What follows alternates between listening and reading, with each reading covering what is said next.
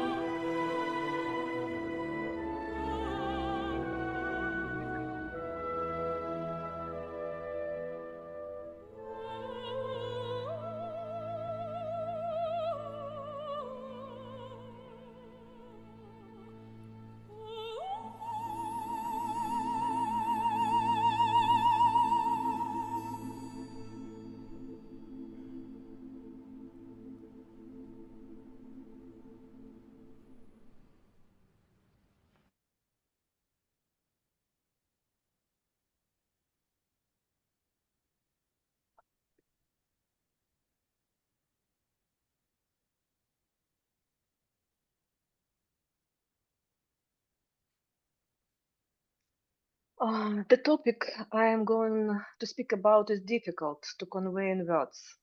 So I have begun with music, with the brilliant music of the Ukrainian composer Miroslav Skorik, from a film that tells the story of the complex and painful fate of a woman. In the early 1918s, Miroslav Skorik was invited to compose the music for the film The High Pass, directed by Volodymyr Denisenko. The film dealt with the dramatic events in the West Ukraine during the Second World War and the post-war years. The production took place under strict Soviet censorship. Denisenko was not allowed to show many scenes directly. The repression, the suffering, the inner tragedies, and the moral dilemmas faced by people at that time. Denisenko approached the composer with a very specific and heartfelt request. He asked Skorik to create a musical theme that would express what could not be shown on screen.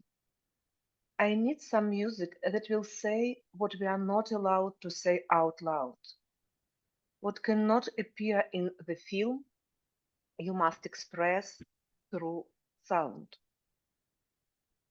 This was a direct and almost confidential appeal to Skorik to create a musical equivalent of the pain, memory, longing, and inner dignity of Ukrainian during those dark years. Skorik grasped the essence immediately. He wrote the piece quickly, almost intuitively, as if it had been waiting to be expressed. He understood that the music had to be symbolic rather than decorative or illustrative. It was meant to become the voice of the unspoken. When Denisenko heard it, he said, "This is it.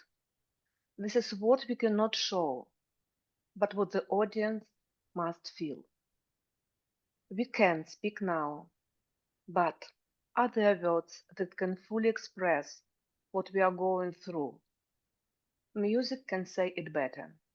This piece speaks of the internal."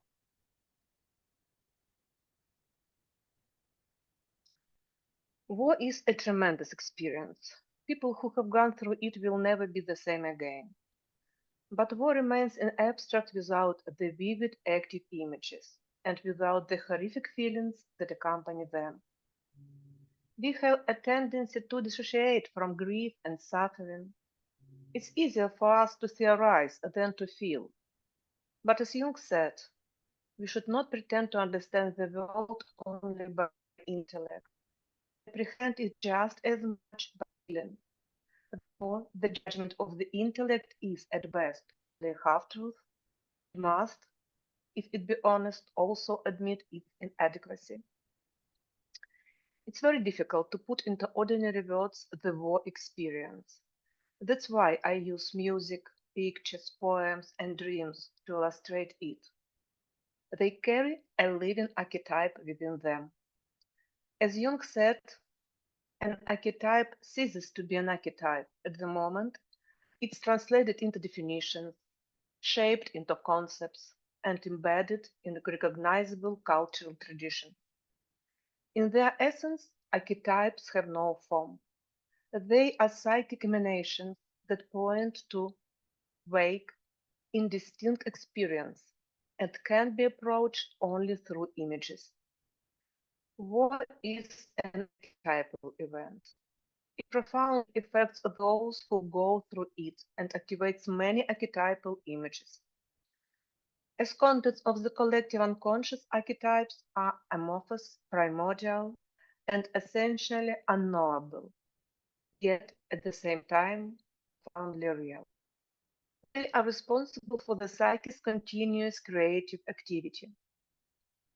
Jung also emphasized that the term archetype applies only to those psychic contents which have not yet been subjected to conscious elaboration and therefore are immediate data of psychic experience.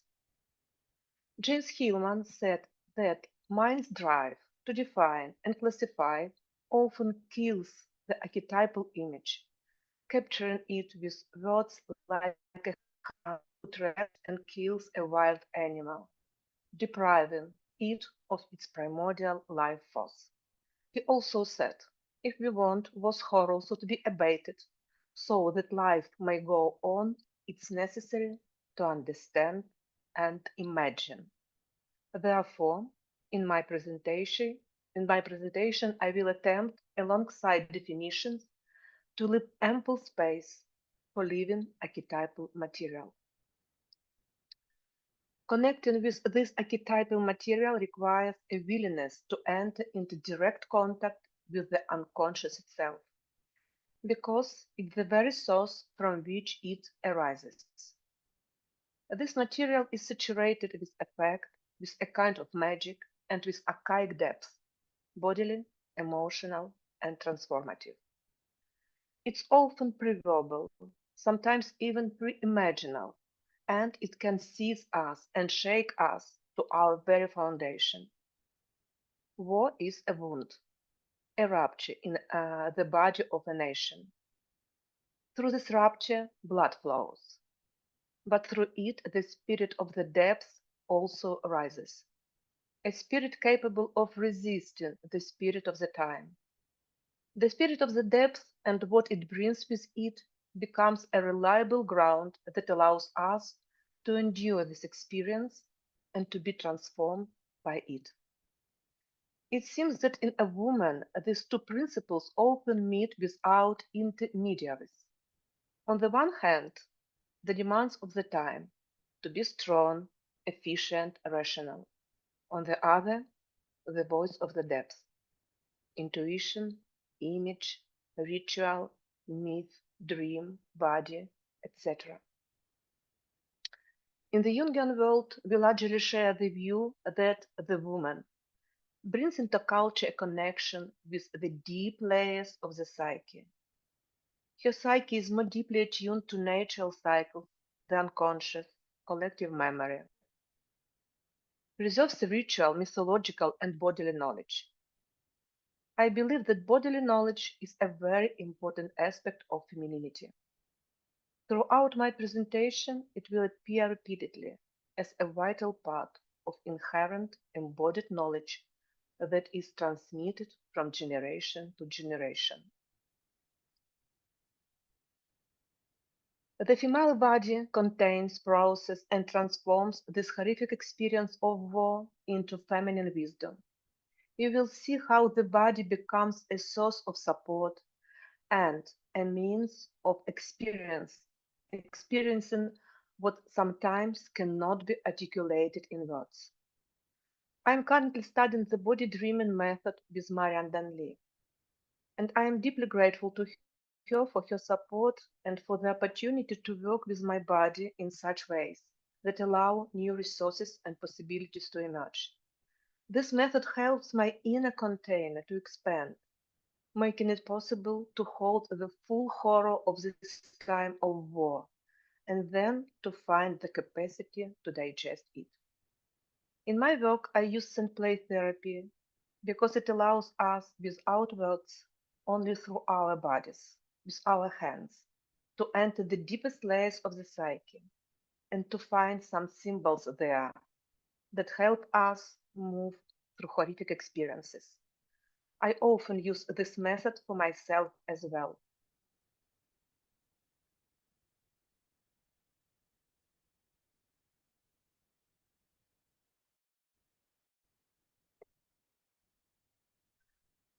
In his lecture, Donald Kalschet also emphasizes the importance of feeling and bodily experience. Trauma is damage to our ability to feel. You and I, as psychotherapists and analysts, are in this feeling business. And then he refers to Elvin Samrat. Your job as a therapist is to help your patient to acknowledge, bear, and put into perspective all the feelings that they have not been able to bear alone. And if you cannot stay around until they feel it in their body, you are in the wrong business. Therefore, I invite you to receive my presentation through your own particular body. This is the only place where our feelings truly exist. Women suffer from war in both body and soul. They are dying under bombardments and in raging fires.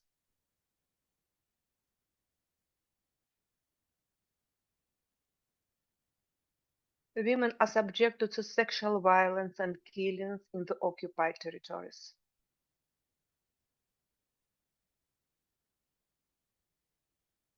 They lose their homes and are forced to leave their places.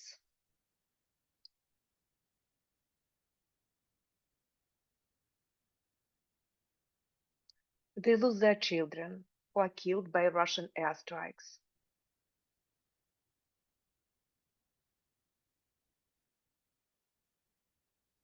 They are raising their children under constant shelling.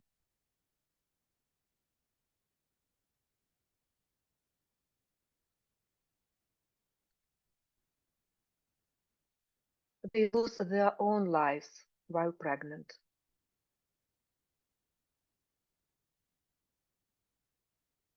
Tetiana Sakiyan died after suffering burns to 90% of her body as a result of a strike from a Russian drone. Doctors had fought for her life for more than 2 weeks, but unfortunately they were unable to save their young mother. When pregnant Tetiana was brought to the hospital after the attack, doctors performed an emergency C-section. A baby boy was born. He was named Nazar, just as his mother had dreamt. But the mother never got to see her son, and the son will never see his mother.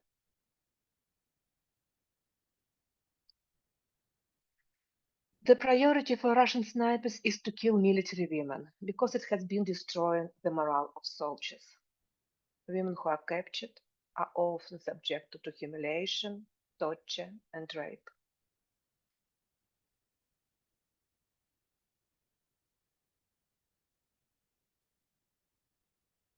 The grief of mothers who lose their children, widows, and orphans is boundless.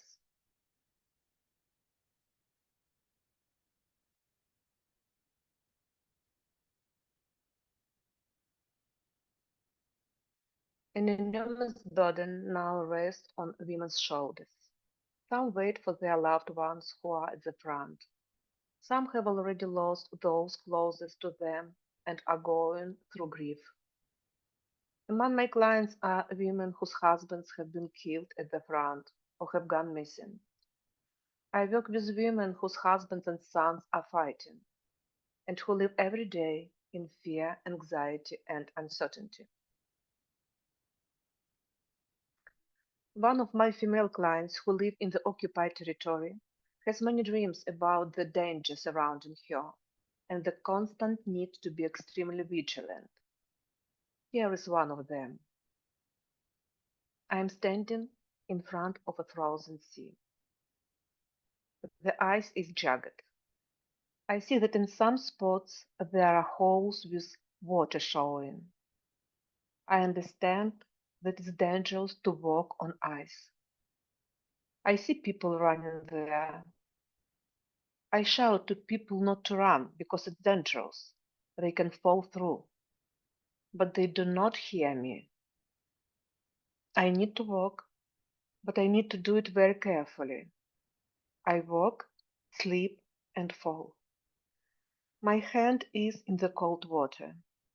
I understand that I need to stop moving.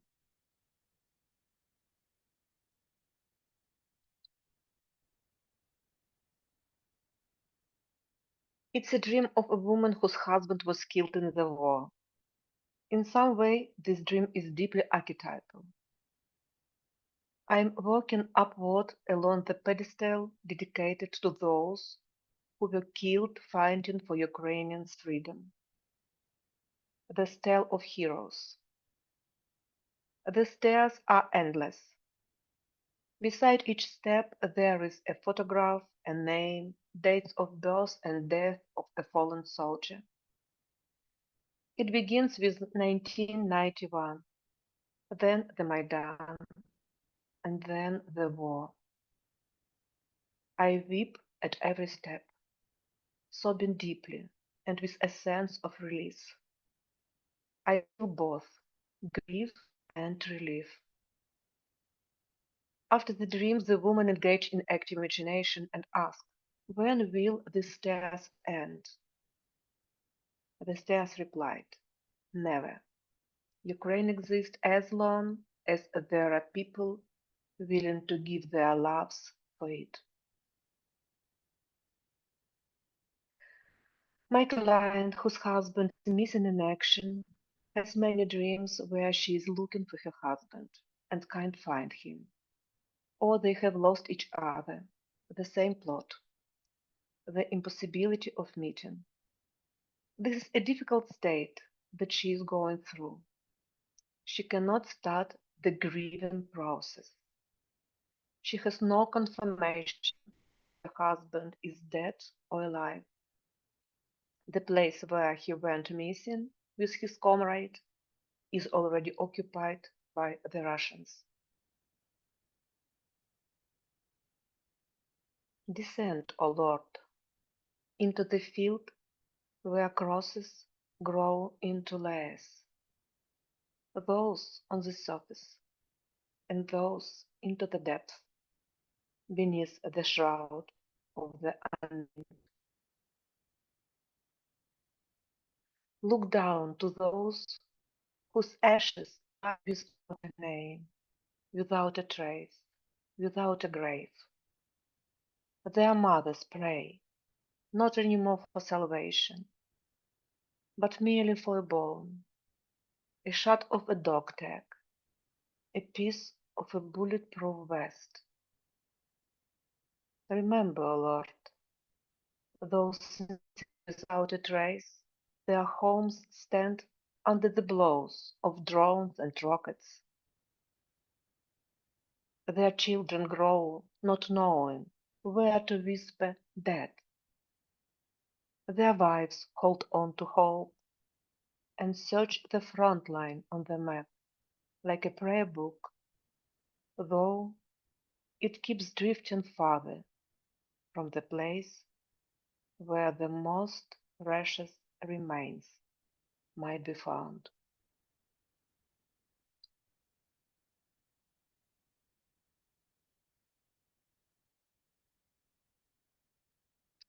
The female experience of war in Ukraine activates several interwoven archetypes: the guardian, protection; the Amazons, the Cossack woman, combat and active resistance; the mother, continuity and the transmission of life; Hecate, liminality, the ability to stand at the threshold between worlds; Sophia, wisdom and discernment; the Mulfarka, female mage, intuition attunement to natural forces and the archetypal ability to perceive the unseen; Persephone, trauma, descent, and the return from the underworld; the invisible worker, the daily unseen labor that sustains life.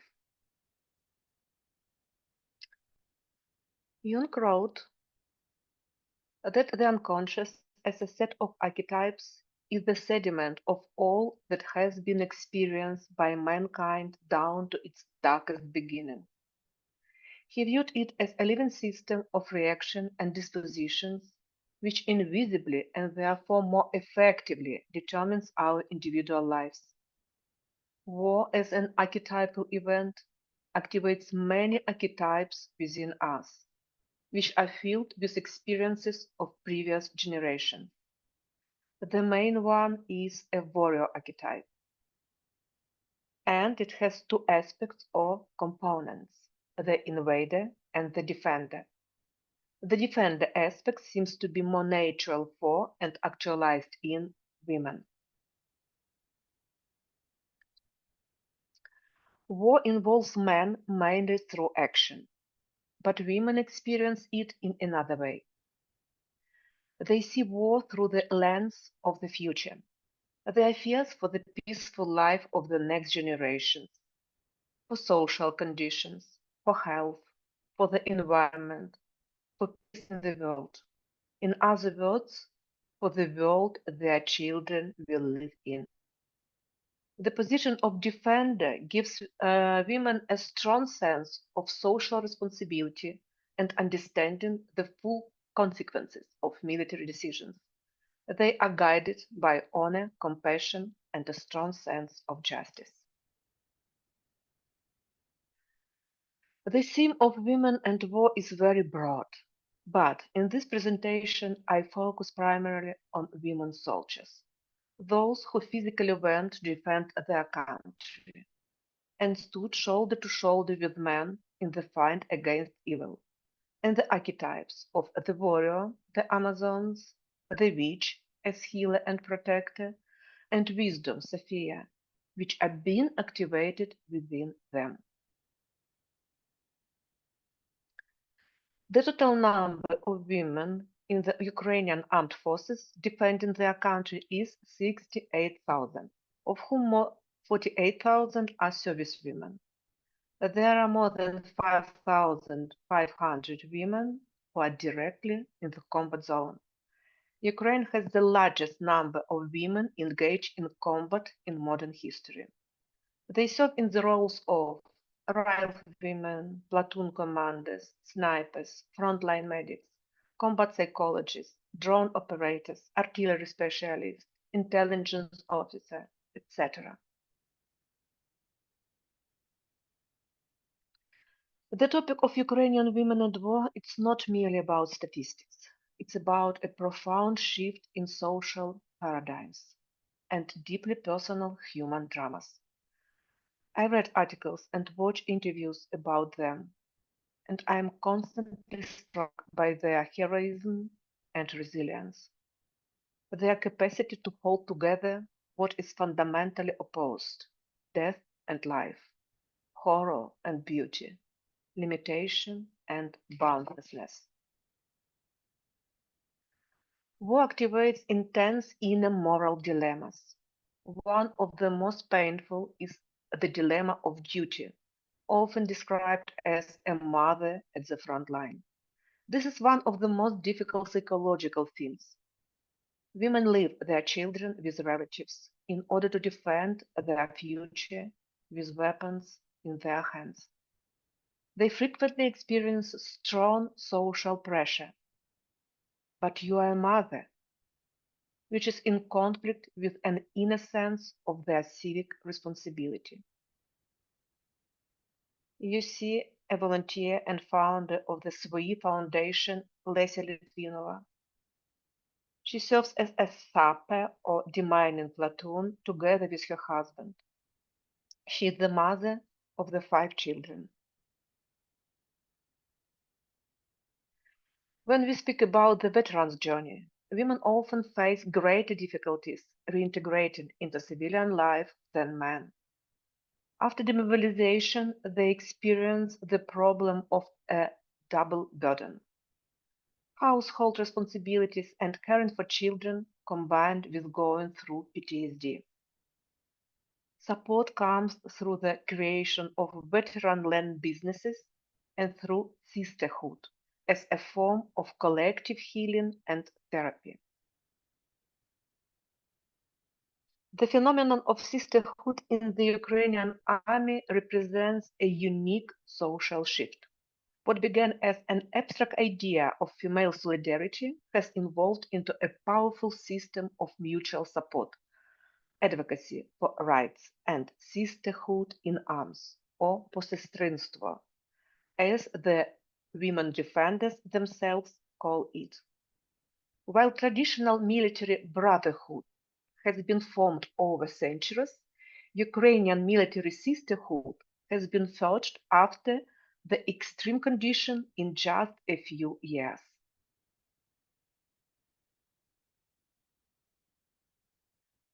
Women also engage in a creative form of resistance to war.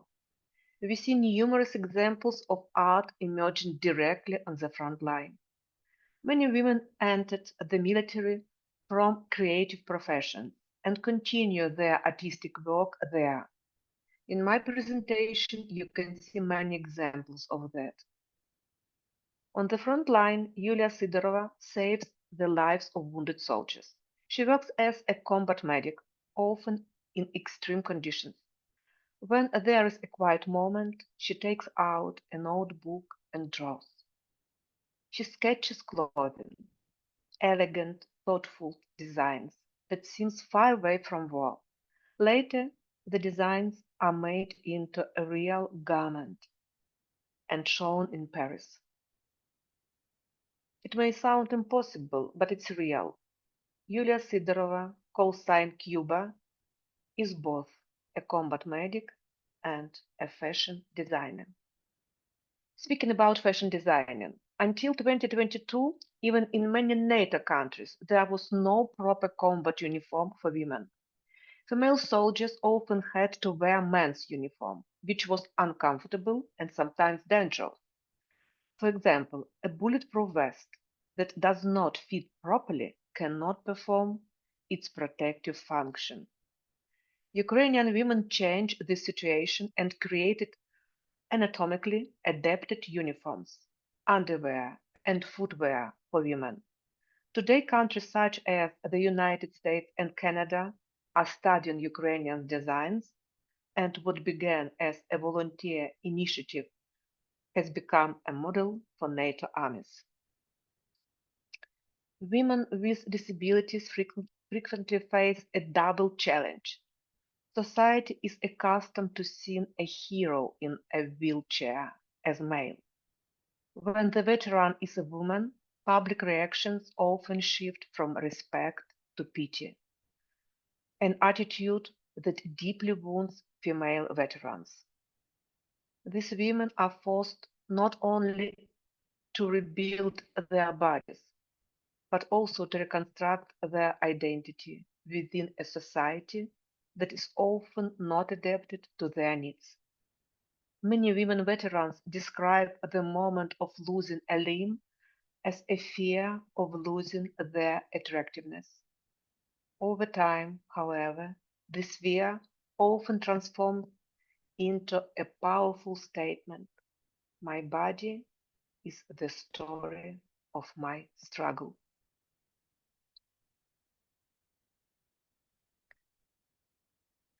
We can look at this war through the eyes of some Ukrainian women. Among them is an extraordinary woman, Yeva Tur, a soldier, mother of two children, poet, and a remarkably beautiful and delicate human being. Her poems deeply convey the experience of living through loss and the horrors of war. From 2014 to 2015, she served as a combat medic in the Donetsk sector. After the full-scale invasion, Yeva again went to the front. In the first year of the war, she lost her beloved husband, who was killed in action. The nights come now without you, barefoot, like children from the forest, and lie upon my chest. That is a shell, a cold and empty shell. They say there are those in fairy tales who wake as werewolves when another's pain calls to them. They hear voices, they break off, they see eyes which haven't seen for years. They dream of those who are caught between what is and was. And then they go, in armor or in skin, through snow or through mud, to find themselves again. Sometimes I wait, like someone by the window, embroidering on a black field with thread which made from heart, one stitch after another, your way back that leads to me.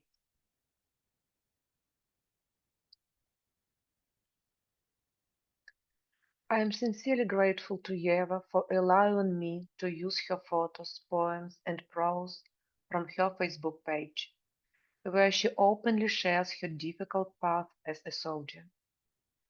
I am grateful to other Ukrainian women soldiers, both living and fallen, who appear or not appear in my presentation. It's impossible to speak here about each of them, but believe me, they are truly worth it. Let us return to Jungian perspective on this situation. A woman soldier undergoes a double shadow work, which touches the deepest layers of her psyche. War is traditionally associated with the archetype of Mars, force, aggression, outward directed action, and destruction as a means of achieving an objective. It's a space historically dominated by male presence. For a woman, entering this archetypal territory requires contact with her own shadow aspects linked to Mars: strength, the capacity for aggression, readiness to fight, and to make life or death decisions. This encounter inevitably brings forth the shadow elements of both culture and her own psyche. At the same time, a woman remains the carrier of archetypes linked to the feminine principle: the anima, the mother protector archetype, all that concerns care, preservation, and creation. Together, these forces generate a unique inner conflict between the archetype of the anima, the protective feminine principle, symbolizing life, empathy, care, and healing, and the archetypes of the Amazon's warrior, representing strength, autonomy, and the capacity to enter combat and act under extreme conditions. These archetypes do not simply oppose each other, they demand new modes of integration. A woman soldier is compelled to create a new way of holding and combining these energies, one that has not been required historically on such a scale. This becomes not only an individual psychological task, but also a cultural and civilizational one. Contemporary war is reshaping our understanding of femininity, masculinity, and the boundaries between them.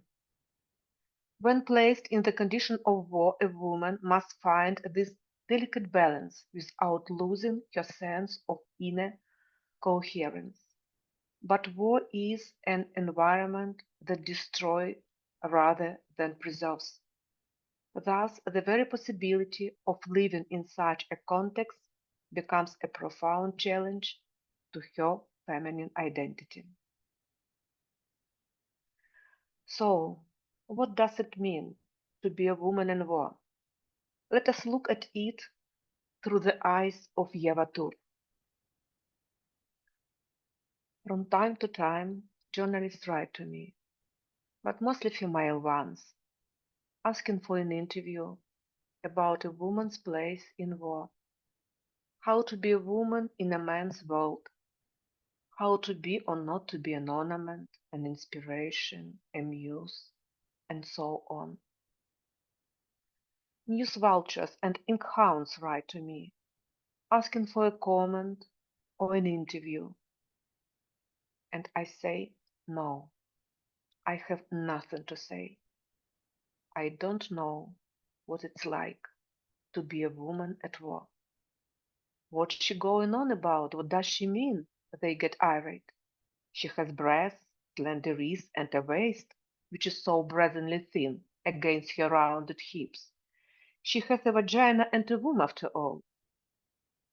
Of course, the typical set of female parts is always with me, at war, in the rear, in the canteen, in the groves, in the woods, in the care, in the half-broken house, in people's eyes, from the east to the west Ukraine.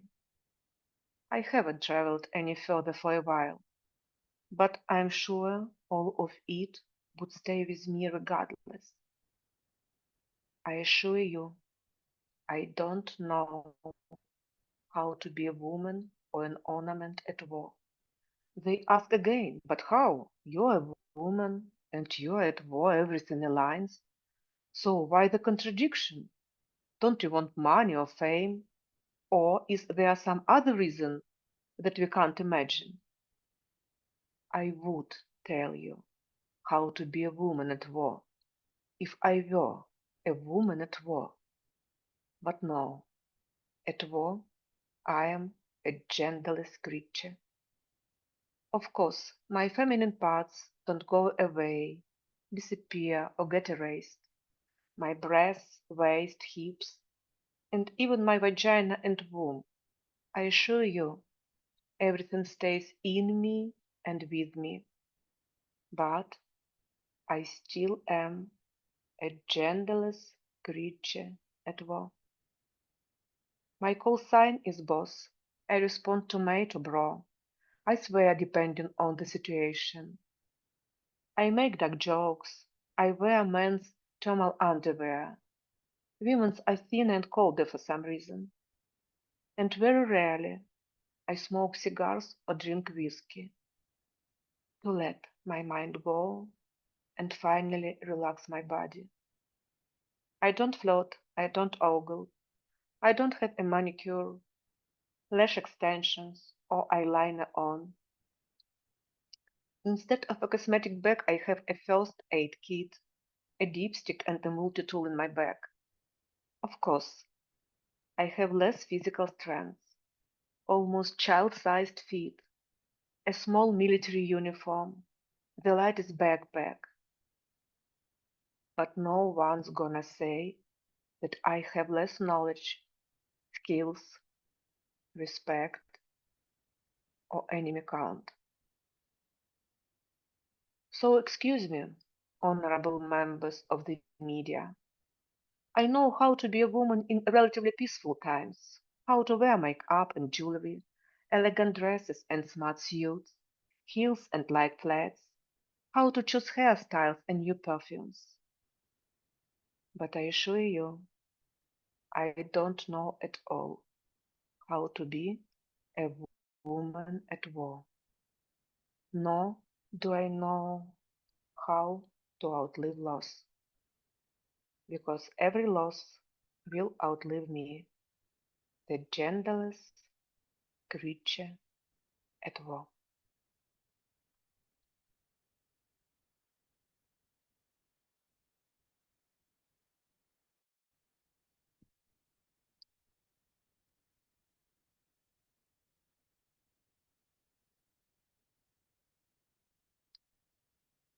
I have read the stories of Ukrainian military women and tried to understand what has made them take this decision and join the army. Several reasons stood out for me. They need to protect their loved ones and their land. The desire to join their brothers, fathers, and husbands who are already fighting. The inner sense of justice, patriotism, and feeling responsible for the people and the country. Having to replace their family members, sons, daughters, husbands, fathers, killed on the front line.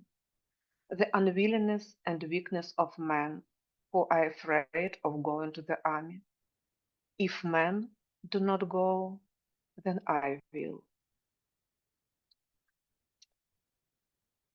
If there simply aren't enough hands, then why should mine be any worse? I am not afraid of blood, bones, or death. I realized it's time.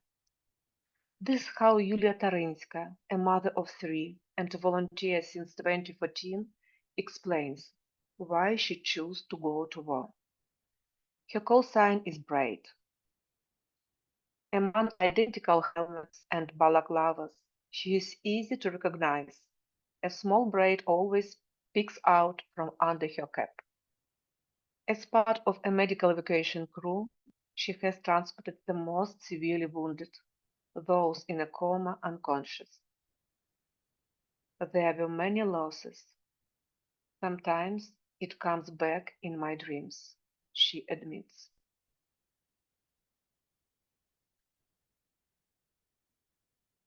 According to Jung, people's spiritual values are stable and universal because they are rooted in the archaic layers of the soul.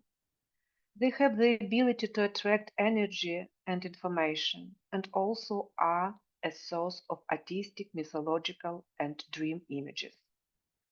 More powerful archetypes determine the formation of charismatic personalities and entire nations. Archetypes impact our behavior, both individual and collective historical. Ukraine is a unique country with its own culture, language, traditions, and history. Let us explore the history of Ukrainian women. But this is not easy because searching for traces of women in history is often a problematic task. Our history is rich in unique and great women.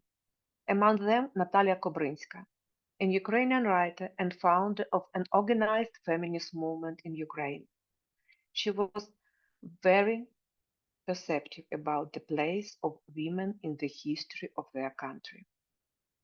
A woman has always and everywhere been able to understand the spirit of her time and the demands of her society. I am grateful that in my native land in Zaporizhia there lived a historian, Alexander Krivoshy, who spent many years researching the history of Ukrainian women. In fact, he was somewhat Jungian in spirit, because he said, elements that once entered the blood and nature of a people, even in very ancient times, never disappear. The identity of a Ukrainian woman has been formed over a long period of time, and many different aspects have influenced it. Wars constantly taking place on the territory of Ukraine also play a significant role in this. The current war is no exception, and it keeps impacting us who are going through it, and it will impact our future generations. Ukrainian lands have always attracted invaders, and countless battles have been fought here. We know many men's stories about it. However, the presence of women in the Ukrainian steppes has only recently been studied by historians. The Southern Steppe formed a unique type of human personality. The value and significance of individuality here was determined more by personal qualities than by belonging to any social group. The steppe was a land of personal freedom and great opportunities. It attracted men and women capable of action and deeds. The changing rhythm of existence required a person to be ready to move quickly from peace to war, relying only on their wit, courage, and God's grace. In this steppe, where force predominated over law, and weapons, not law, settled most disputes, people were brought up strong, energetic, and even predatory, able to defend themselves against both strangers and their own. Such circumstances affected women too. Living in dangerous borderlands, a woman had to be not only a caring mother and enterprising housewife, but also acquire the qualities of a fearless warrior, capable of going on a campaign, defending herself, her children, and her property from various attackers. The search for traces of these women will begin with Zaporizhia, which for a long time played the role of a kind of cultural center in the region and was closely connected with the formation of a warlike male community, the Cossacks.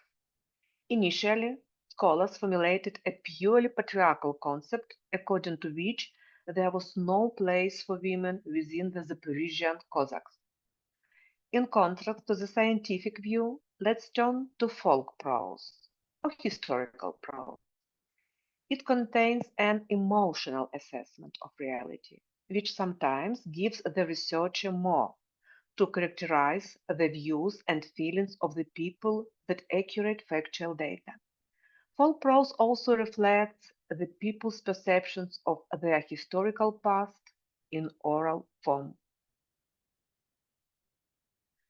The legend Maiden Sloboda, recorded in the late 19th century in the Melitopol region, southern part the Zaporizhia region, that describes the life of a warlike female horde. They were brave women. They were excellent at hacking and archery in battle, riding horses, and often defeated and captured men. These women warriors were led by a queen of great beauty, who led them to war.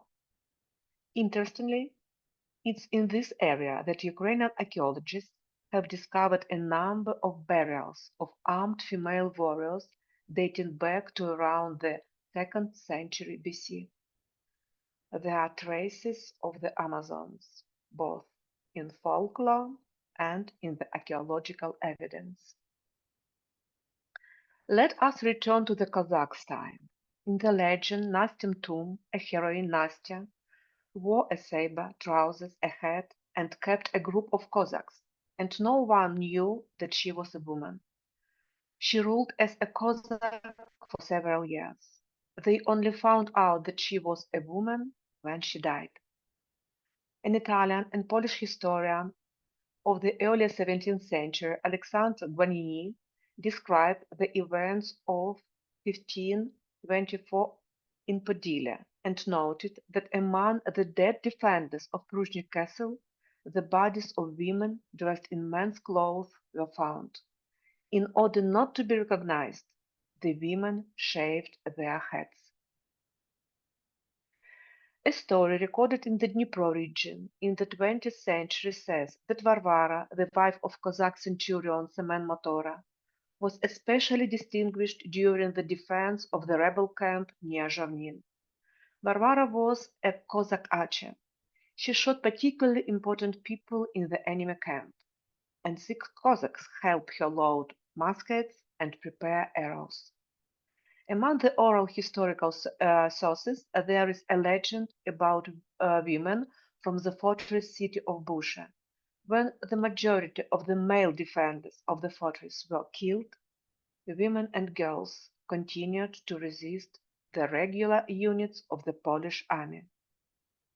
The historical sources indicate that Cossack camps often had a significant number of women who accompanied Cossack units on campaigns and, if necessary, performed various functions: female mages, medical support, liaisons, spies, and sibyls, etc.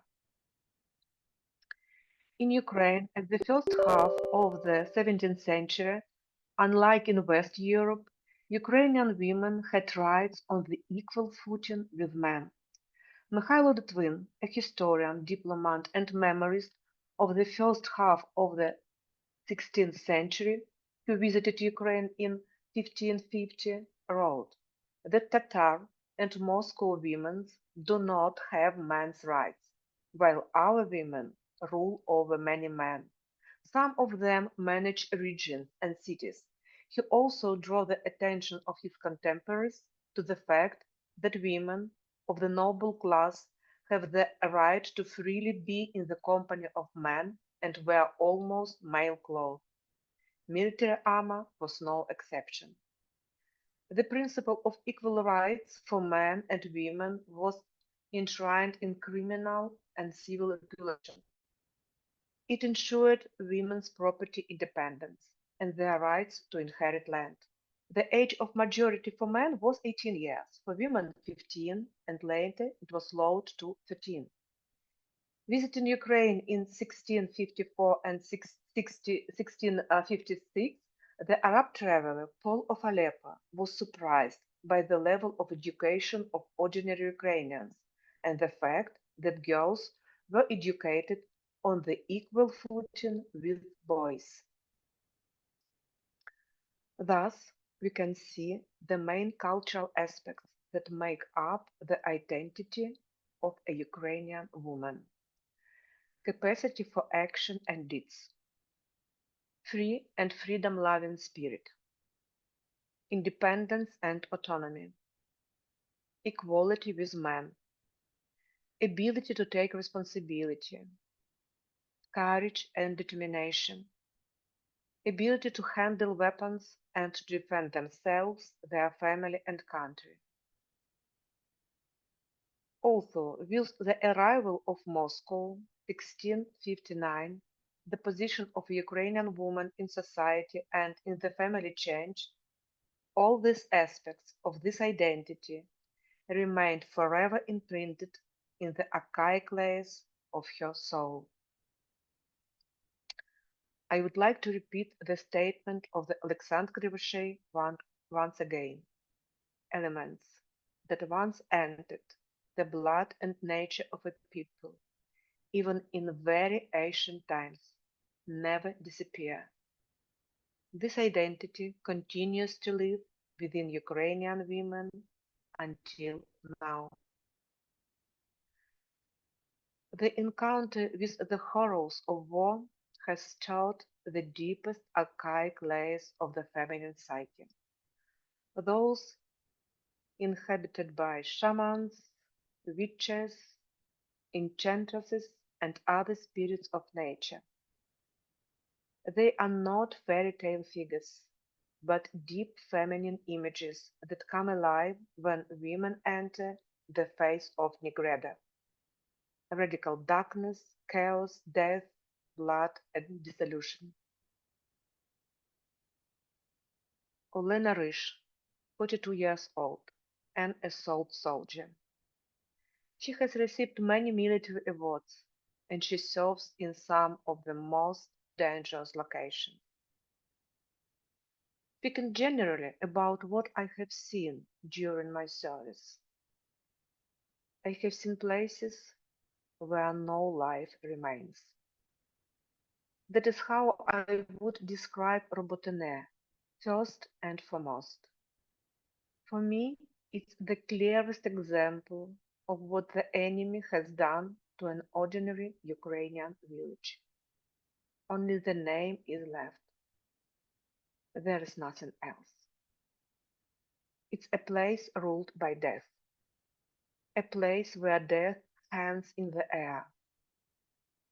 There are many such places here. The entire front line looks like that.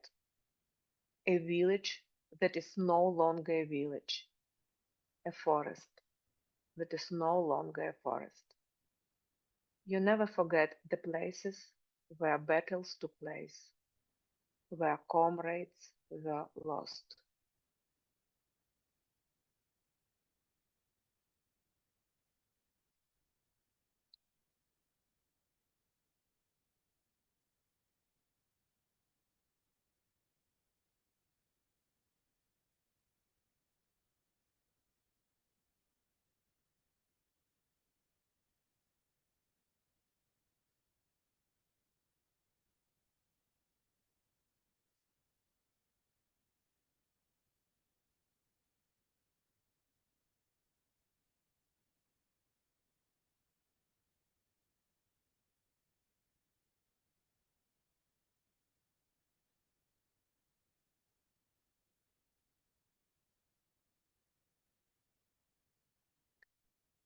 In the war, Ukrainian women have gained the right to sacred anger, anger that needs no apology.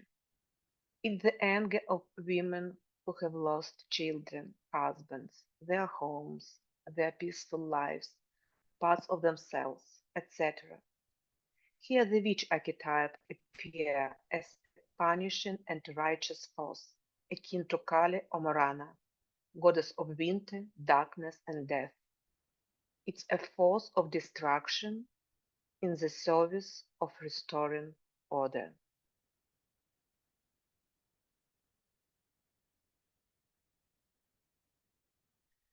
Today, we can see many expressions of this righteous anger. A mother who goes to the front because she cannot accept that someone has come to kill her children and destroy their future.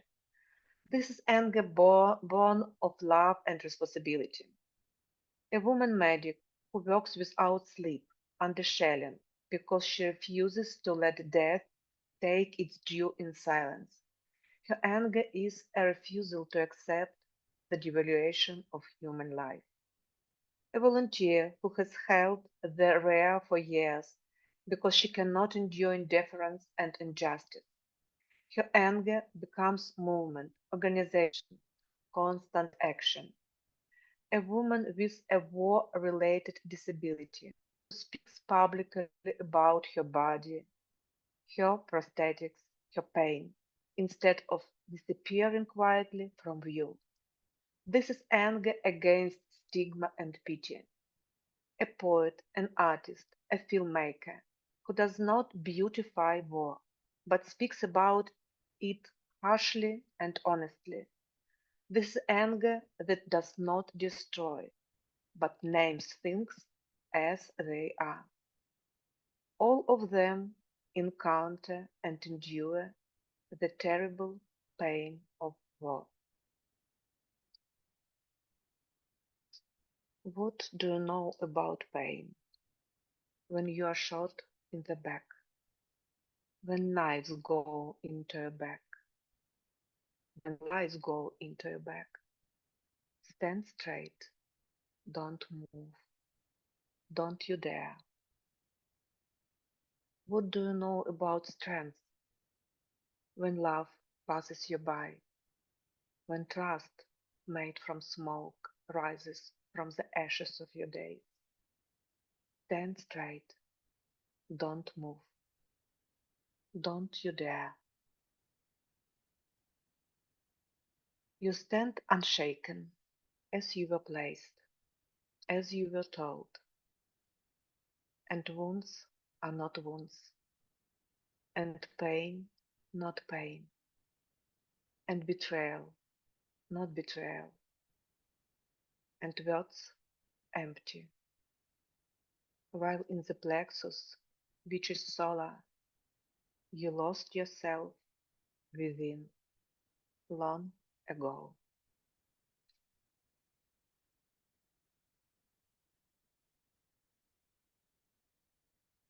In times of war and collective trauma, the deep archaic nature of women's part becomes especially active. Alongside the archetypes of the warrior, the magical shamanic feminine aspects is also activated. In Ukrainian tradition, witches and female spirits are not merely figures of superstition or evil. They represent deep, instinctual, and archetypal aspects of the feminine psyche. These images embody the shadow, intuition, ancestral memory, and the transformative power of nature. In Ukrainian folklore, we can identify several manifestations of this archaic feminine aspect. Here are some of them. The Mulfarka, archetype of nature priestess, the shamanic axis between consciousness and nature, feminine expression of the self in its primordial form, access to the collective unconscious through elements and landscape. The Malafarka is the seer, the woman who perceives the invisible.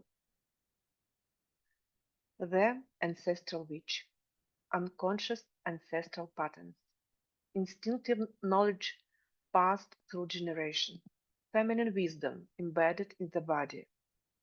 Her power is not learned, it's remembered.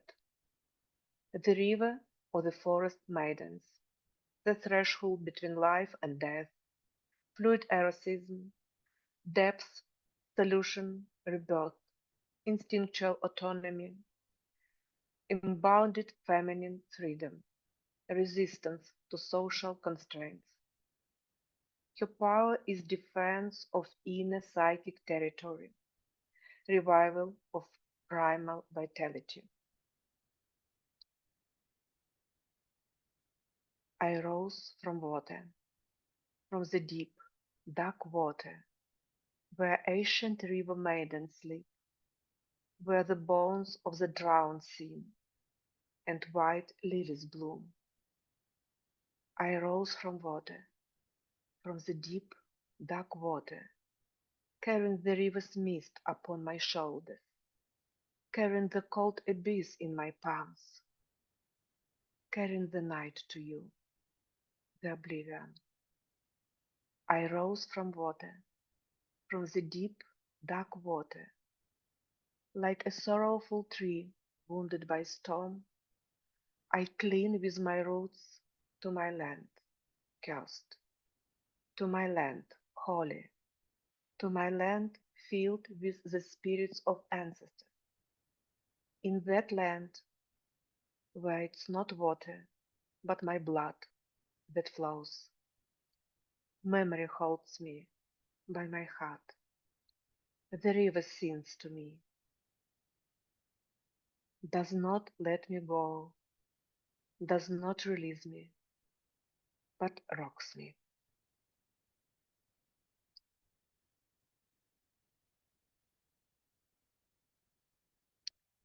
The archetypes activated in the collective psyche are always expressed in folklore. Below is a selection of real and symbolic names of Ukrainian drones that are associated with feminine, magical, shadow, or mythological imagery that have already become part of wartime mythology. Witch, Mavka, forest nymph, Malfarka, female mage, Black Widow, Baba Yaga. Draw names connected to night, shadow, and liminality. Nightbird, Ukrainian Nічниця, Banshee, Chimera, Ghostin, Лунниця, moon-shaped protective amulet. Names associated with mythology and female spirits. Rusalka, the mermaid. Берегиня, the protectress. Firebird, forest women, Лісовиця. Whisper, shadow. Morena, the Slavic goddess of death.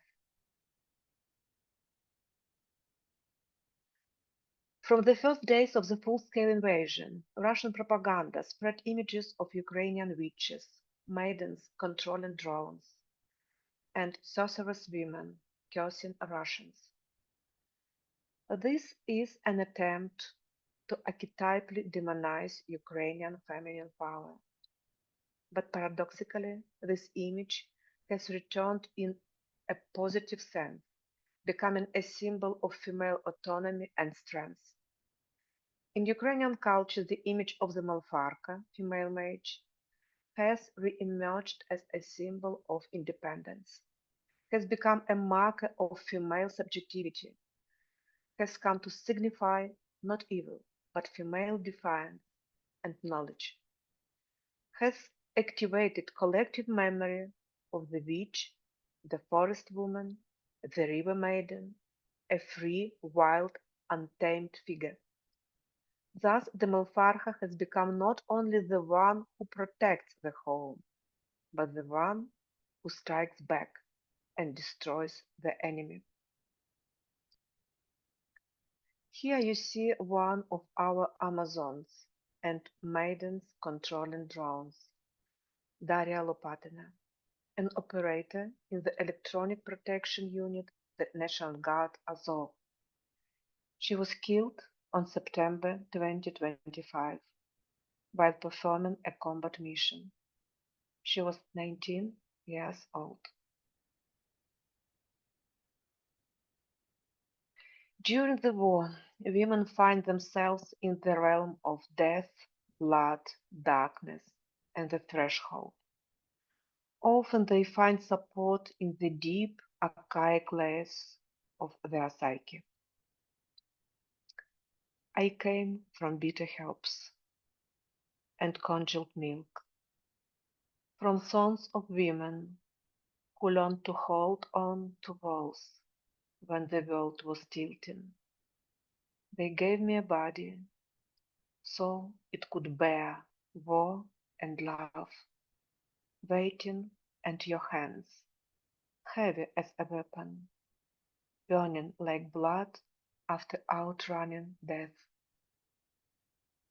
They pulled me from clay, women with cracked fingers.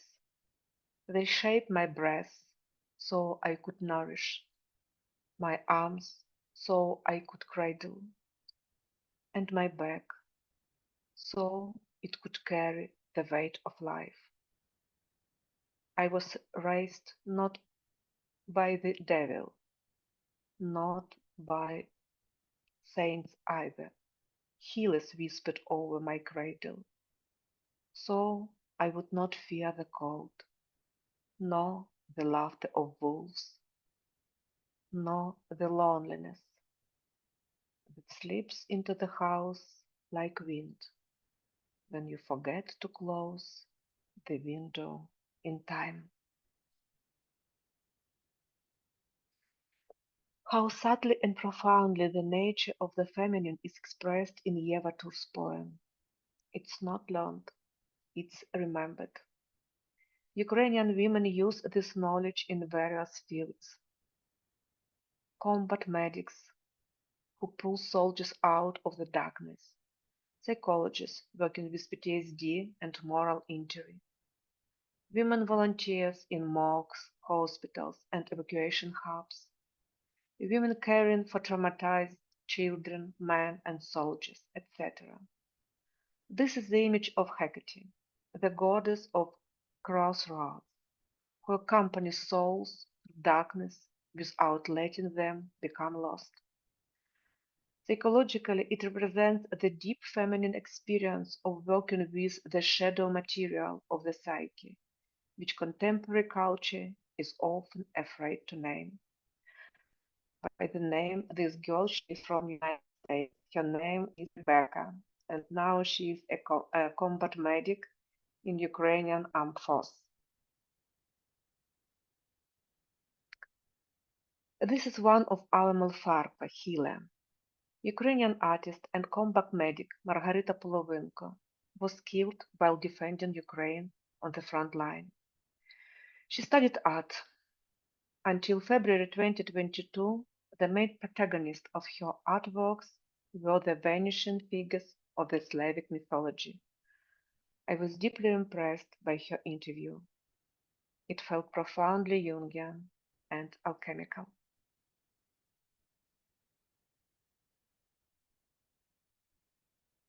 She was a very fragile and sensitive young woman, and at the same time a woman of great strength and endurance.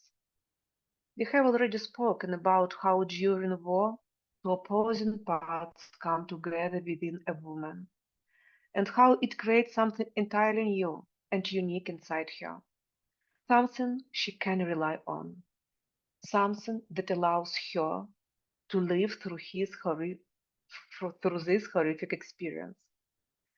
The history of war is always written in blood, both symbolically and literally. The story of this young woman is also written in blood, symbolically and literally.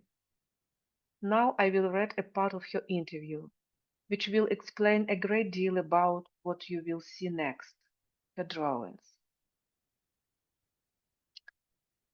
Over these years, I have perceived the war as something illogical, unnatural, abnormal, that does not fit into any existing context. Over time, this understanding has become more complex. And it was at this time that blood appeared in the materials I work with. With a pencil, I simply illustrated the primal fear. When the rethinking came, the understanding of reality became deeper, and the monsters disappeared. I realized that there are no monsters, unfortunately, no creatures of horror. There are only people, and it's simply their choice. That's when the material of blood appeared. It was necessary to extract the material not from the surface, as it was with the pencil, but from the depth. Please note that the following slides contain graphic material, but if this fragile young woman was able to go through this literally, bodily, then it's our task as adults and as professionals to touch this experience through her art and her reflection.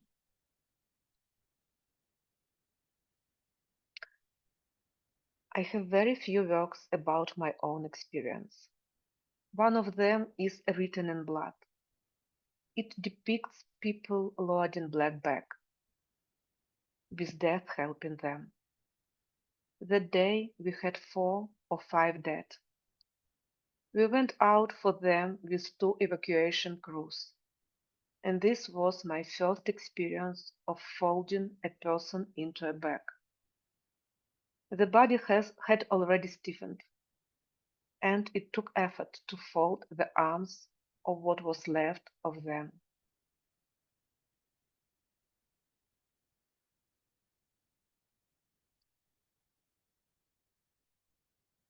My native Kryvyi Rih is surrounded by quarries for ore extraction.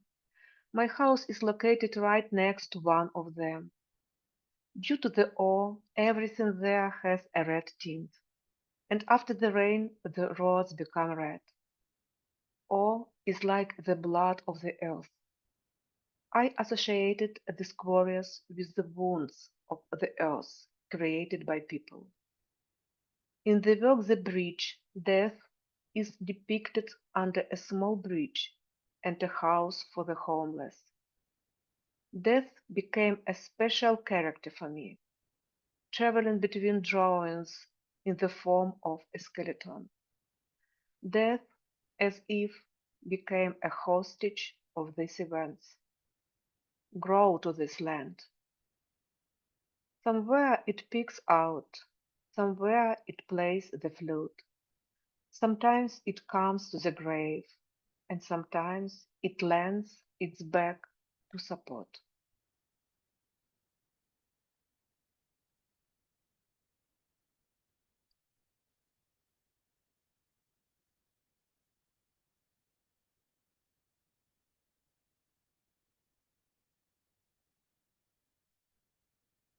It's quote from her interview.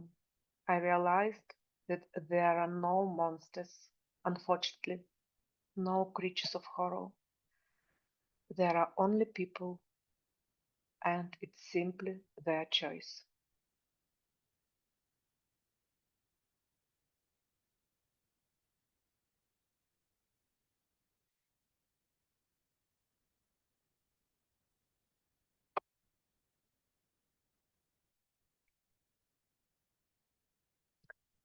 Death is like the setting sun at your window when day is done.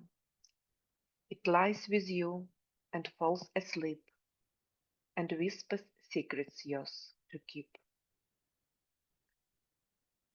Смерть то наче захід сонця, зазирне в твоє віконце і з тобою спати ляже, та на вушко щось розкаже.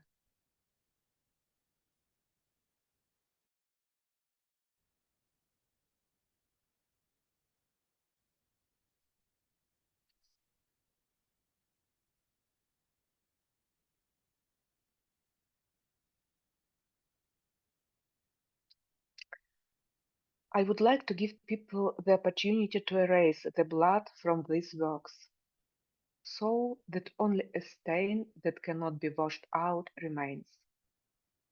When I start to paint, the blood is bright red, just like a trauma. Then the work fades, becomes brown or even green. The memory of trauma also remains but its saturation, its color changes. If something bad happens, we immediately want to cancel it. But over time, it becomes our experience, and we want to keep that. Physically, I currently do not have the opportunity to be present in the art world due to the specifics of my work. I have very little time and energy even for a non-physical presence. However, it's very important for me to understand and feel that I still have a place in civilian life, in a life with which I identify myself. For me, it's a great opportunity to have this little island where I exist as an individual, as an artist.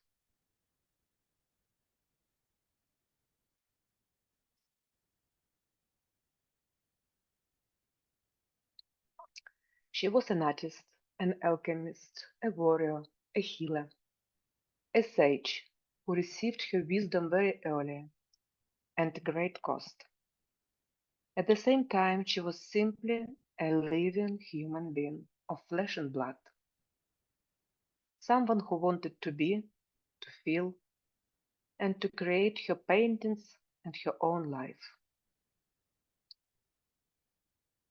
A thin little flower who was drawing.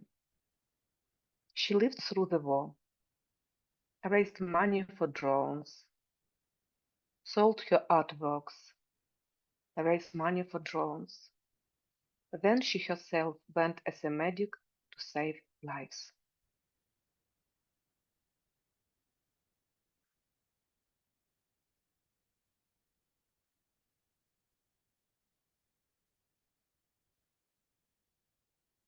Women at war is a heavy subject.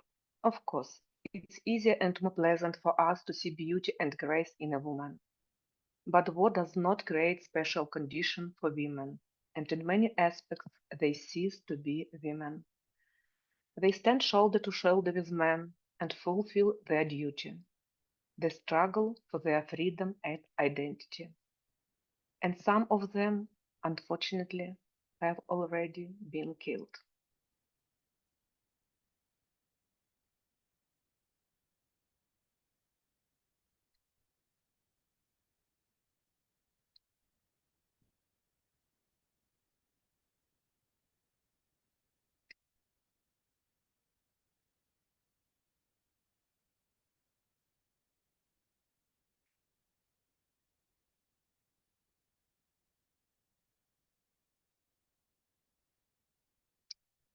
What helps women endure and move through this horrific experience?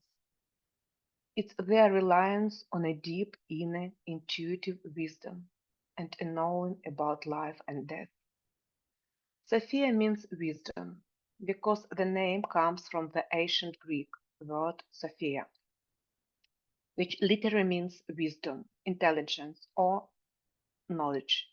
Not just knowledge, but a higher form of understanding, insight, and the ability to grasp the essence of things and the order of the universe. In Christianity, Sophia became the symbol of divine wisdom, holy wisdom. Her daughters were named Vera, faith, Nadia, hope, and Lubov, love. And this is deeply symbolic. The archetype of wisdom in Ukrainian woman soldier does not appear as abstract knowledge. It's a lived, embodied wisdom, born at the edge of life. Key features of this archetype include wisdom through responsibility, the ability to make clear decisions when lives, one's own and others, are at stake without illusion or heroics. The union of strength and care. A woman soldier holds the line while preserving humanity. She protects, treats, and sustains others. The capacity to face loss without losing oneself. She knows the price of life and death, yet does not become cynical. Clear-sighted realism. No romanticizing of war, no denial of fear, only a sober understanding of what must be done. Quiet authority. She is followed not because of rank, but because of experience and inner steadiness. This is not book-based wisdom, but moral and embodied wisdom, formed through the choice to remain human within inhuman conditions. In this sense, the Ukrainian woman soldier embodies a contemporary archetype of the wise protector, one who knows what must be defended and never be lost. We are not accustomed to war. It's impossible to get accustomed to it. We have expanded to accommodate all the diversity of this time. And here I will again refer to Yeva Tur, to her post on her Facebook page. Sometimes, from the deepest depths, we are saved by memories of people dear to us, of happy moments, of shared experiences. You look at things that remind you of them and smile through your tears. Memories live on in a stack of photographs in which the man whose eyes and lips I inherited is holding me, a little girl, in his arms, fishing, smiling. If it weren't for these photos, I wouldn't remember him as handsome and strong, because my child's mind captured him exhausted by a terminal illness. And now I say to him in my mind, listen, Dad, my son has your eyes and lips, and his name is the same as your grandfather's.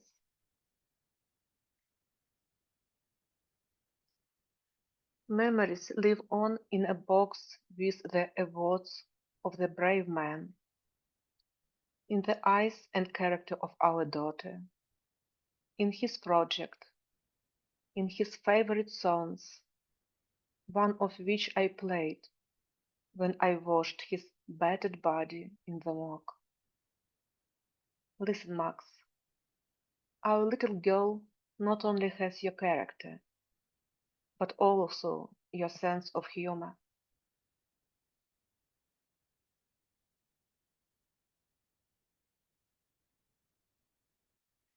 Memories live on in a stack of books that Dima and I exchanged. We met in Piski back in January 2015, when he, the youngest cyborg, came out of the Donetsk airport, and we became friends for years. Later, in 2022, I drove his widow and little son, who had the same heavenly eyes as Dimka, home in my car.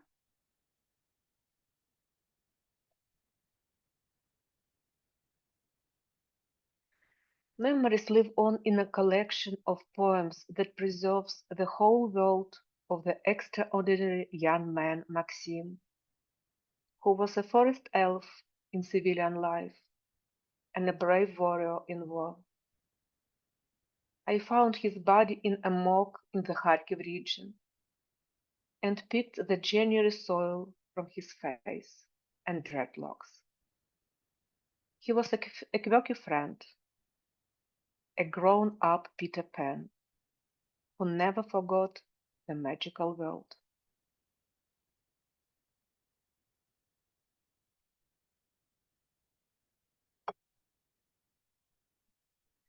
Memories live on in a small toy made for me by a girl with pigtails named Yana. She rescued soldiers at the medical station, rushed into the most dangerous evacuation, was a sweetheart of my closest friend, whom I can call my brother. I sat over Yana's body while her beloved rushed from another section of the front.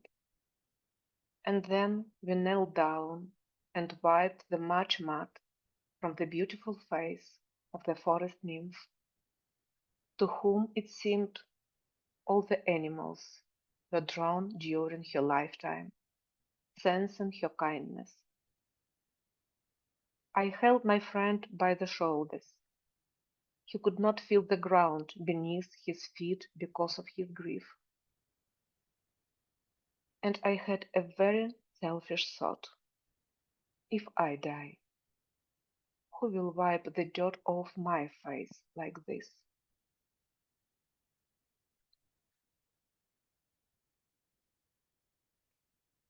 But life goes on, no matter how many losses we have suffered. New people appear. No, they do not replace those who have already traveled to other worlds. They do not take their place. They walk alongside us and always come to our aid. They become a light in the impenetrable darkness, a safe harbor in a stormy sea, the other wing in danger of life, because life goes on, no matter how many losses we have suffered, because life goes on.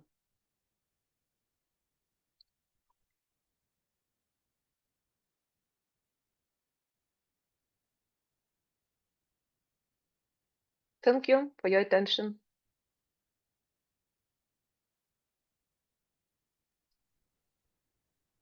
Thank you.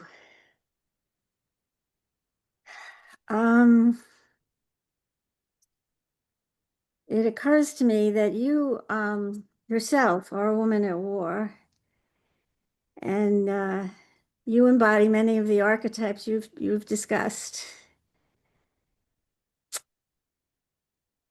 And that's all I'm going to say. Thank you. So people, if you have questions or comments, please use the raise hand function to raise your hand. And I will call on you. I'm seeing lots of emojis, lots of hearts.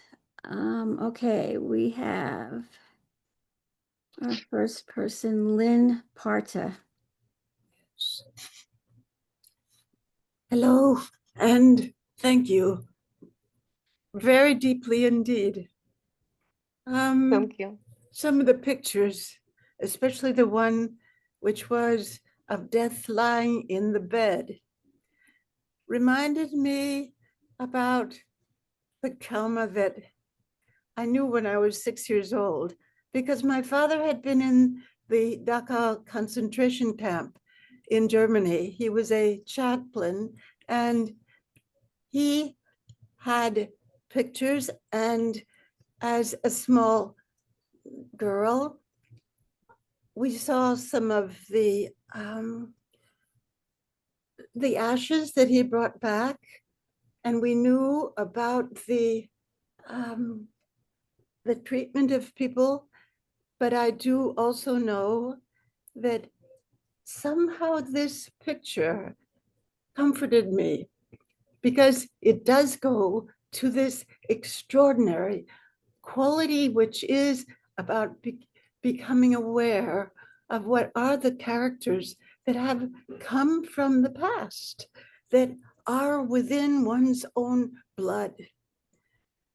There must be some in mine. Yes. Yeah. And I like her words that she needs the material from the depth. Yeah. Yeah.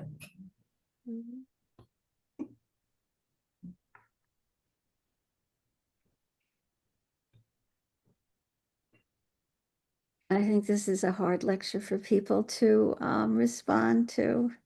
They need time. So, waiting to see who else has the courage to participate.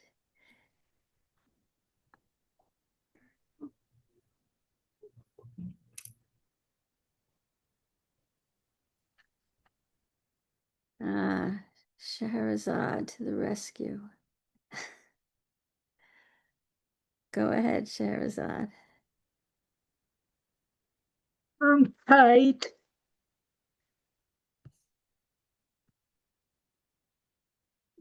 This is very heart-wrenching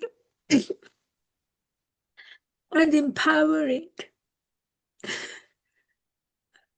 You have written it, and I'm sorry I can't talk. And you have written it from a very, with a very strong feminine sensibility. It really touches. It's normally I wouldn't say anything when I'm crying, but I have to express my appreciation for your work, for the women in Ukraine and men. And, you know, the struggle that's going on, and it seems like it has very historical roots as well. Thank you for the history part. I'm not going to go to the psychoanalyzing the whole thing, but I just want to say, you know, the whole piece, what it engenders is this great respect, deep respect and love for the ones who are fighting and for the ones who have gone, but their memories inspire the feminine. So thank you very much. I can't really speak more. Thank you. Appreciate you. Thank you, Scheherazade. Brenda Crowther.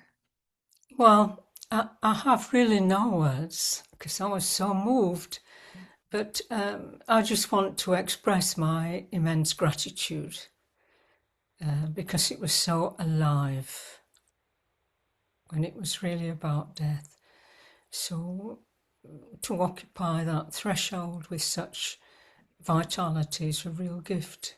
So I'm full of gratitude to you, Svitlana. And that's all I would like to say.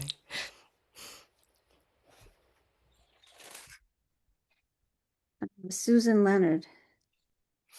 Oh, yes. I was really empowered by this presentation. The archetypes, the feminine archetypes, that was really exciting for me to hear the different ones. And, especially the witch, because in the US, it seems like, seems like there's only a very narrow definition of a witch represents in the United States. And I was pleased to find out that, it was the witch archetype is sort of a righteous force and inspiring, instinctual aspect of the feminine psyche. And I don't know, I just really enjoyed this presentation too, because the powerfulness of women in society, and how women have been kind of degraded in our political sphere. And, so it makes me feel better to hear this information. I feel better about myself. Yeah. So anyway, thank you very much. Oh, I also enjoyed, I will have to say, I also enjoyed the poetry. The poetry was really rich, and I wanted to go online on Facebook to Tour's poetry, Eva Tour's poetry, and the paintings were, the artwork was just incredible. Thank you. Thanks a lot.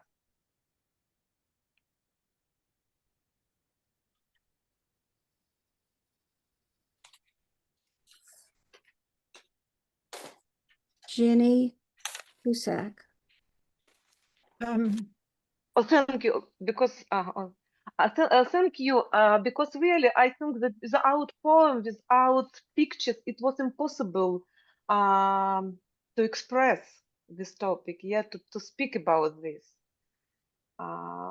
Because when we speak about women's souls, yeah, we need to use these rich materials.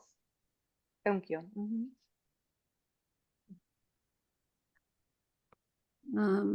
Ginny Cusack, go ahead. Svitlana, I want to thank you so very, very much. I have been so touched.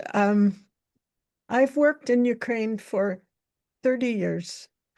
In 1994, we were asked to volunteer to implement Montessori education in Ukraine. And I didn't even know where it was. And so the past years, I have only worked with one man or two, but only women who taught children, women who cared enough. And I wanted to say to you, I speak to them at least 2 times a week or 3. We have a training center. They are still caring for children in the midst of war and in the midst of a school being blown up. They start over again. And I want to just say that I experienced what you're talking about in these women. I spoke at a graduation just in October. Here they were going through Montessori training in the midst of war with children, very young children. And so I just want to attest to what you said about the strength of women, and your presentation just brought all this home to me in such a way. The last time I was in Kyiv was in 2020. And I don't know if I'll ever be back, but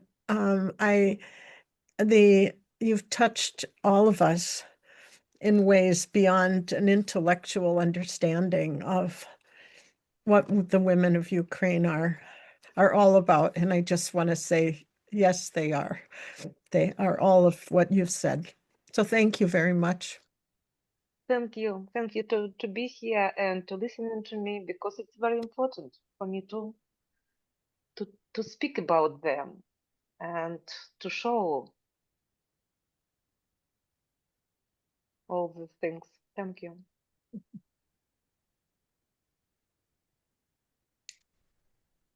I've gotten a couple of emails from people. So if you don't come at the beginning, you don't hear that we have chat turned off. You can only communicate directly with me. And we do that because we want the participants to interact with the speaker during this period. We don't want there to be the distraction of everybody interacting with each other, especially if anything negative to say. So I invite you to raise your questions and issues now, rather than sending me an email. I know this is I mean, Scheherazade, you were brave, because that's why I didn't want to say anything, because it's hard to talk about this without tears.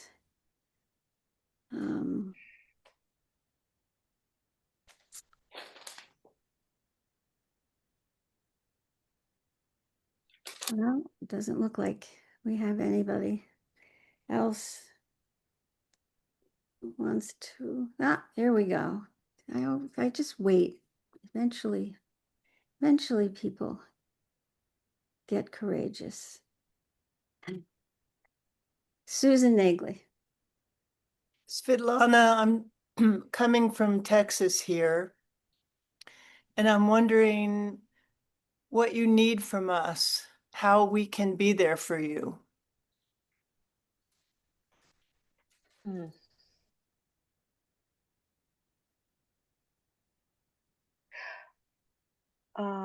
I think about this phenomenon like testimony. Yeah, I need to speak to you. I need to tell about situation in my country.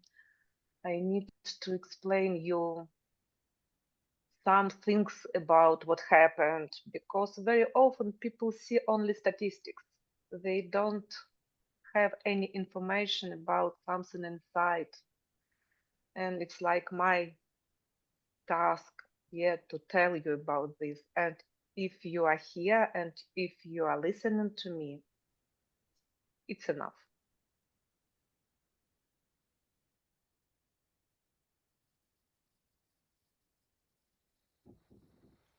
Lydia Lenahan. Hi, Svitlana. It's been incredible witnessing and seeing this presentation. I work with 4 Ukrainian people online, tutoring them, and 3 of them are women. And if anyone's interested in volunteering, it's an incredible program. And I think the most important part of the program is not really learning English, but these people being witnessed and knowing that there are people outside of Ukraine who are listening to them and paying attention and witnessing what's happening in Ukraine right now. And the other thing I wanted to tell you is that the quality of optimism and joy in these people I work with in the midst of getting bombed, having no electricity, no heat, no water, sometimes is just unbelievable to me. And seeing this presentation has really helped me to understand where this quality of optimism and joy and love and this sense of life, vitality, and resilience comes from this incredible culture, which I continue to learn about. So thank you very much for expanding my knowledge about Ukraine and the Ukrainian people. It's really been speechless. Thank you. Yeah, it's wonderful. Thank you. Wonderful what you're doing. And Judy, if you want, I can put the link for if people are interested in volunteering. It's nice because you can volunteer. We can't go to Ukraine, some of us, so it's nice to be able to help from on Zoom even. So, Well, I have the chat that it only comes to me. I will change that right now. okay. Okay, just give me a second. All right, so now that if you send a chat, it will go to everyone. Okay, thank you. Next we have Misha Klimov. Yeah. Can you hear me? Yes. Щиро дякую, Svitlana. Thank you very much for your presentation. Прошу, Yes, it's прошу. another one I really enjoyed. And my sister is in Zaporizhia. I don't know if you remember. I remember. Yeah. I remember you Dalia. from our first webinar. Yeah. Yeah, she's beyond happy now because her husband was transferred to Zaporizhia. But the situation there is pretty, sad, yeah, very difficult and dangerous. Yeah, well, it's just when you talked about this righteous wrath, the anger that women have right to. Like with my sister, I always like, don't try not to be like them. Try, and she's like, and I understand that it's impossible to. I'm in the safety far away, but like every day we talk and she shares everything. But they really. What's amazing, like they're not afraid. She's not afraid of death. Like really, is free from this fear. She's really like ready to die any time. And they meet with her girlfriends. They go on walks, go to cafes. Just today she said she went to a cafe and they gave them like some chocolate place. They gave them like free chocolate. So it's like it's just so amazing. I think I will be. I don't know how I would in comparison. Mhm. I have another friend in Kiev who, like, after work, they make the nets, for their camouflage, for the, yeah. And so Mhm. speaking of this anger, it reminded me of the song. Do you know the "Буде тобі враже, так як відьма скаже"? You will get Да, the да. enemy how the witch will say. Yeah, that's like very powerful. It Mhm. came out like in the beginning of the war, Mhm. this song, which is like Mhm. really. I think it came from this like depth of the archetype, like even like this Mhm. righteous anger and like warning. Yeah, that uh, so the enemy you will get what I say, what the witch says, and it like it goes Mhm. like so many images that are kind of Mhm. very powerful. Maybe yeah, it would. like the one is what belongs to the God will be God's. Ворогу Богові Боже, ворогу вороже. Yeah, to the enemy will be what enemy deserves. Well, thank you again. Дякую. Thank you. But at the same time, we have a big, big pain inside. And our soul and blood. And all this day, when we go to the restaurant, to the cafe, we have a big pain because a lot of people are killed and are suffering. And we need to have all these things simultaneously inside us. Yeah. Thank you. Thank you, Misha. Thank you. Next we have Elika Ashuri. Hi. Hi, Svitlana. I just want to say, I know I've heard this speech a lot, but every time it gives me goosebumps because we've gone through it so much. And I want to say something, from a very personal place because, I don't know you just from today or from this presentation. I meet you every week, and I've met you through the sound of drone strikes, through exhaustion, through you going around being a mom, a grandma, a psychologist, and you live through all these ordinary things that, are anything but ordinary. And, you always show up, you're always passionate, and you always speak so clearly and with a smile. And it's just your role as a psychologist is carrying people's trauma. And as a mother and a grandmother, you're thinking about your children, your daughter and your grandchildren's future. And you just seem to juggle all of this so gracefully. And when you talk about war in your presentation, it's not separate from who you are. And you don't just talk about the topic, you speak from inside of this topic, and you've lived this war with your body, with your soul, and your choices every day. And I think you talk about it and you fight this war with words.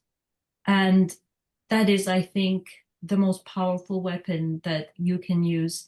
And the way you spread awareness is so graceful and elegant. And I'm just so grateful to know you.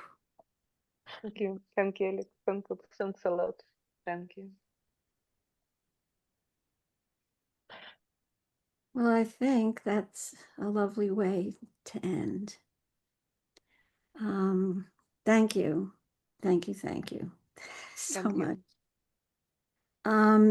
Svitlana started off the program with the singer singing this music that she told us about. And those of you who came on early, we had a slideshow going with different versions of the same music. So as we sign off, I'm going to play that slideshow again. So if you missed it, you can see these two other versions of that same beautiful music that has so much meaning. I read about it as I was compiling the slideshow, and yeah, this music has an enormous meaning now. It had it when it was written, and even more now, apparently, for Ukraine. So as a musician, I'm really happy that Svitlana brought that to me and to us. So thank you, and I'm going to hope to see you all next month, and I'm going to share that slideshow now as we go off. Yeah, thank you. Thanks a lot.